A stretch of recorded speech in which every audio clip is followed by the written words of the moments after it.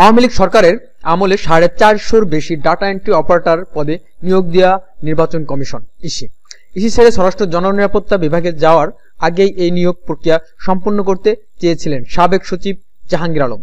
এই নিয়োগে নৈবেত্তিক পরীক্ষা অংশগ্রহণ করা সবাইকে পাশ করানো হয়েছে এবং 747 জন পরীক্ষা না দিয়েও পাশ করেছেন।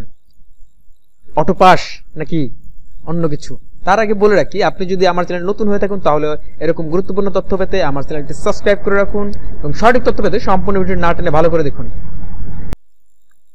কি বলেছেন কমিশনের কর্মকর্তারা জানা যাক। প্রিলিমিনারি পরীক্ষায় সবাইকে পাশ করার জানতে চাইলে তিনি বলেন, নিয়োগ বিধিমালা অনুযায়ী ডাটা এন্ট্রি অপারেটরদের সরাসরি লিখিত পরীক্ষা হয় এবং পরবর্তী সময়ে মৌখিক পরীক্ষা নেওয়া হয়, কিন্তু আবেদনকারীর সংখ্যা বেশি হয় আমাদের নিয়োগ কমিটির সিদ্ধান্তের আলোকে লিখিত পরীক্ষার আগে পিলি অথবা নৈবেত্তিক পরীক্ষা নেওয়া হয়। এই নৈবেত্তিক পরীক্ষায় অংশগ্রহণ করা সবাইকে লিখিত পরীক্ষার সুযোগ দিয়ে ফলাফল প্রকাশ করা হয়। নিয়োগ বিধিমালার বাইরে গিয়ে নৈবেত্তিক পরীক্ষায় অংশগ্রহণকারীদের পাশ করানো হয়নি বলে জানান এই কর্মকর্তা। বিধিমালার বাইরে গিয়ে পরীক্ষা নেওয়ার সুযোগ আছে কিনা জানতে চাইলে উপসচিব খোরশেদ আলম বলেন, নিয়োগ কমিটি চাইলে সিদ্ধান্ত নিতে পারে, কারণ নিয়োগ প্রক্রিয়া কেমন হবে সেটার দায়িত্ব শুধু কমিটির।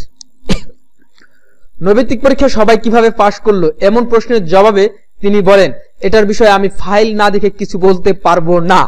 এখানে নিশ্চয়ই কোনো বিষয় আছে, তবে নিয়োগ বিধির বাইরে গিয়ে কমিটি কিছু করতে পারে না। আইনের বাইরে কমিটি কিছু করতে গেলে সেটা বাতিল হয়ে যায়। তাহলে নিয়োগ বিধির বাইরে গিয়ে নৈবেত্তিক পরীক্ষা কিভাবে নেওয়া হলো এমন প্রশ্ন কোনো সুদুত্তর দিতে পারেনি তিনি।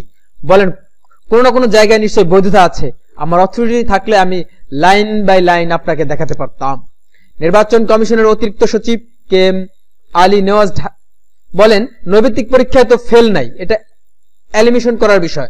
যখন অনেক পরীক্ষার্থী থাকে এবং এটা ম্যানেজ করা ডিফিকাল্ট হয়ে যায় তখন তাদেরকে ধাপে ধাপে পরীক্ষা দিয়ে স্ক্যানিং করা হয়।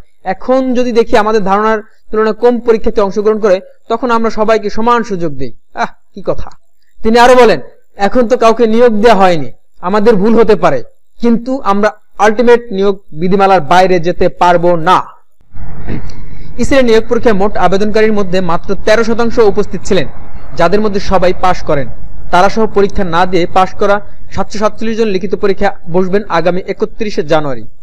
সংশ্লিষ্টরা জানান, ডাটা এন্ট্রি অপারেটরের 668টি পদে জনবল নিয়োগের লক্ষ্যে 2019 সালের 20 মে নিয়োগ বিজ্ঞপ্তি প্রকাশ করে ইসি।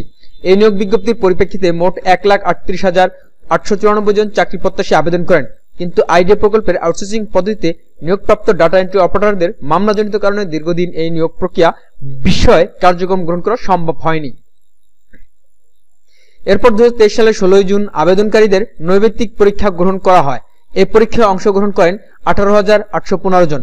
পরবর্তী সময়ে আদালতের আদেশের পরিপ্রেক্ষিতে আইডিয়া প্রকল্পের আউটসোর্সিং পদ্ধতিতে নিয়োগপ্রাপ্ত ডাটা এন্ট্রি অপারেটরদের মধ্যে 747 জন এবং নৈবেত্তিক পরীক্ষায় অংশগ্রহণকারী 18,815 জন সহ মোট 19,562 জনকে লিখিত পরীক্ষার জন্য মনোনীত করা হয়। প্রথমে 2024 সালের 17 জুন লিখিত পরীক্ষার তারিখ নির্ধারণ করা হয়, কিন্তু সে সময় উপজেলা পরিষদ নির্বাচন চলমান থাকে আউটসোর্সিং পদ্ধতিতে নিয়োগপ্রাপ্তদের দাবির পরিপ্রেক্ষিতে সেই পরীক্ষা স্থগিত রাখা হয়।